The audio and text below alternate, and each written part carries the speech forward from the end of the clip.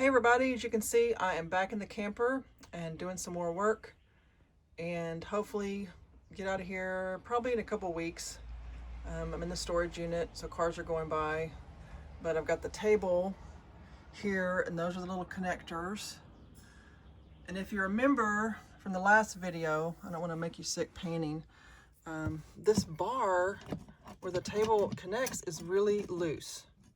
Okay, so the problem is obviously when I have the table flush with, the couch, I mean, it's okay because there's a pedestal under the table, but I can just feel that looseness and I know that's not good because it's probably messing up this back wall. And the problem also is this back wall is not wood.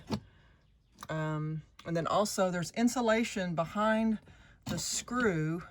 And I'll show you, I meant to bring my tripod. So this screw is the screw that it goes into, and then I measured how deep that screw was, and that's the first line. And then I thought, well, let me see how far a screw can really go. And so I did, where's my second mark? There's a second mark, and that's kind of, see, is it coming in focus? That is where I really got the stop, resistance. So there's insulation or some kind of material in there that feels very soft, like the pink, I don't know, like insulation. And so I got these little things. Focus, okay.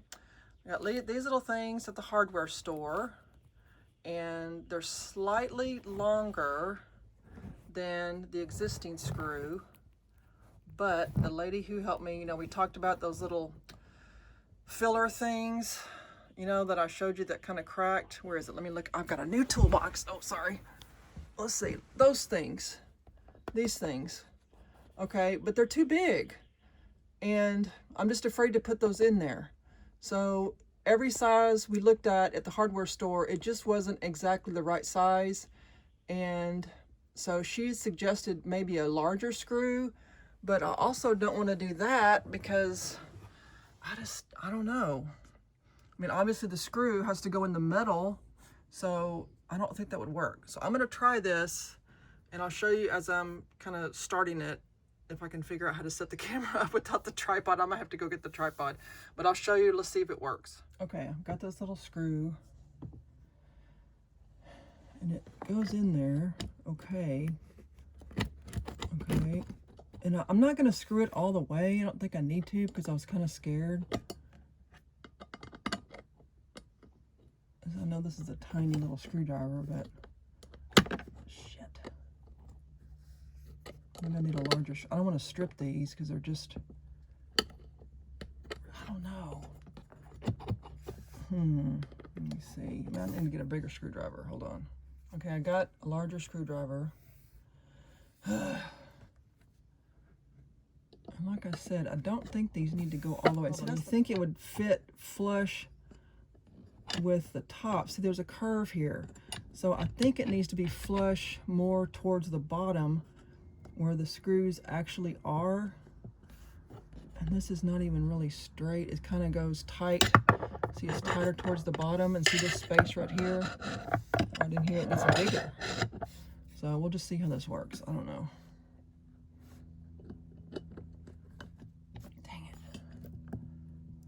I wish these were star tip or something better. It's gonna strip it.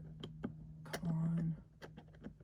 This is high-tech maintenance. It's already, well, no, it's not. Let me see if I can get it better.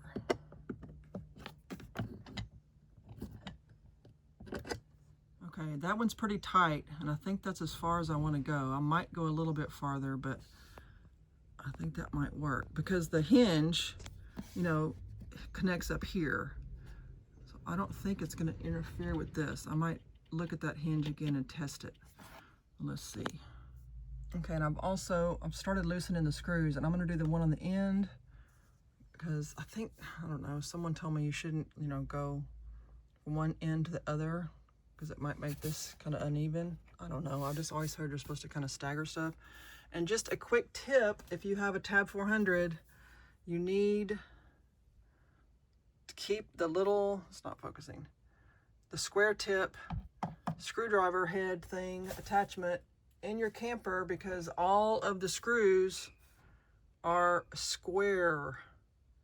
So that was kind of, in the beginning I thought, oh gosh, but then I realized it's easy, but not everybody has, you know, one of these little screw bit things.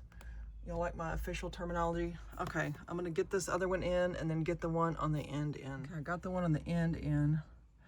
I don't know, I might screw them in a little bit tighter.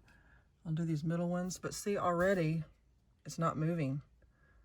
That's really helping. And I realize, you know, going down the road, stuff loosens up, but these haven't loosened. This is the top row. That hasn't loosened at all.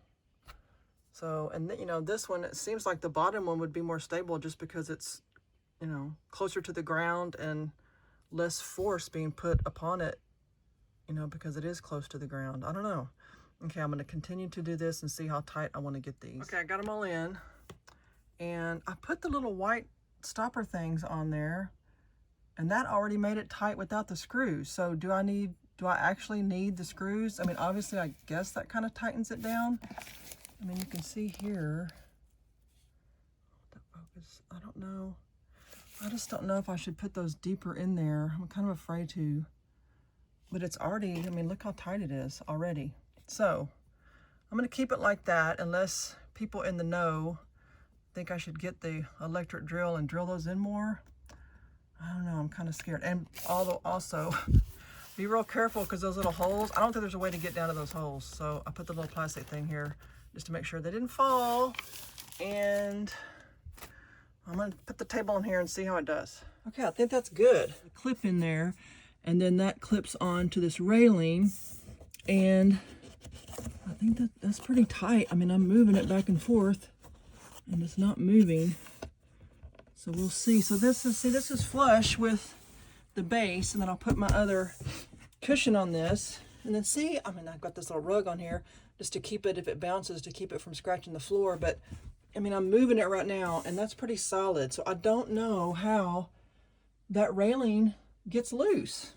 I just don't know. Maybe just from driving? Should I not drive with the table hooked? I don't know. Let me know what y'all think about that. And I'll keep the screws, the original screws, obviously. You know, if I sell the camper, I'm going to keep everything original. I've got the original table in case someone hates this. But I like it just because, you know, it's cut off and that other table was rounded and you just lost so much room, almost like a foot of space. So let me get this cleaned up and I'll come back. Okay, I got everything back where it was. Table is stable. And I don't know, I might leave it like this. I don't like to leave it like this when I'm camping. You know, I did before because this was Gemma's couch. And I just don't know if I'll use the table that much. I might, you know, raise it up to make a table. But I don't know, I'm just kind of more comfortable sitting there and looking out the windows and eating my breakfast or whatever. And Jupe has plenty of room to sit there next to me and look out. So I'll probably keep that like that. And I checked the bathroom and there's no humidity, no water. Let me get the light on. Underneath the damp red thing, so I don't know. And someone suggested, this is a really good suggestion, is to put a plastic bowl under there and see if there's water. I thought, oh, yeah, that's pretty smart. So what else? I've got water in the toilet. They say you should always keep, you know, a little bit of water in the toilet, just for that seal, that rubber thing. And I'll keep this open. And then I took out the damp red thing. And another guy commented and said, well, that's just useless because you're just, you know, outside humidity is going to always be around. See, it's up to that line, so I'll go get another one. He said, just get a dehumidifier. I said, well, that's just running the dehumidifier and getting the moisture out. So what's the difference, really? I don't know. It just makes me feel better getting the moisture out of there. But the reason why I am getting all this stuff together today, I'm going to do it quickly. It's supposed to rain tomorrow and the next day. And let's see, this is Wednesday, the 26th. And it's supposed to rain, but I have an appointment, kind of, next week with a place in Spring, Texas. And it's a trailer hitch place.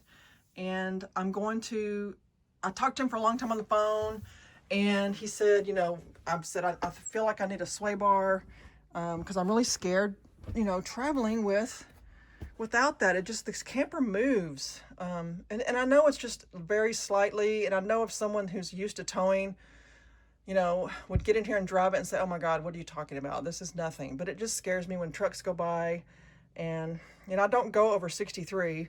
So anyway, he's going to tell me if I need you know, he said really it's up to me. The sway bars are $150, and the distribution hitch are $750, so, or is $750, so I don't know. And he said something about if you have sway bars, then there's danger, like if you do a sharp turn, that it could, you know, mess up your camper. So I don't know. Tell me what y'all think. I hate to spend $750 on, you know, a distribution hitch for such a small camper. I don't know. Let me know what y'all think. Let me show you outside. It's nice out here. Pretty. The green is really starting. Everything's really blooming out. And oh, there's a big bird. I saw 2 eagles yesterday. And go around, span around. Not too fast. See how green everything's getting? It's pretty. So I hope to be on the road pretty soon, hopefully in the next couple weeks. I got a couple of appointments just to get everything done, you know, before I take off. You know how that is. But I will maybe try to do a video when I go to that trailer hitch place, if he'll let me. He's a very, very nice man. And maybe you could hear what he says, and he'll let me know. Okay, talk to you later. Bye.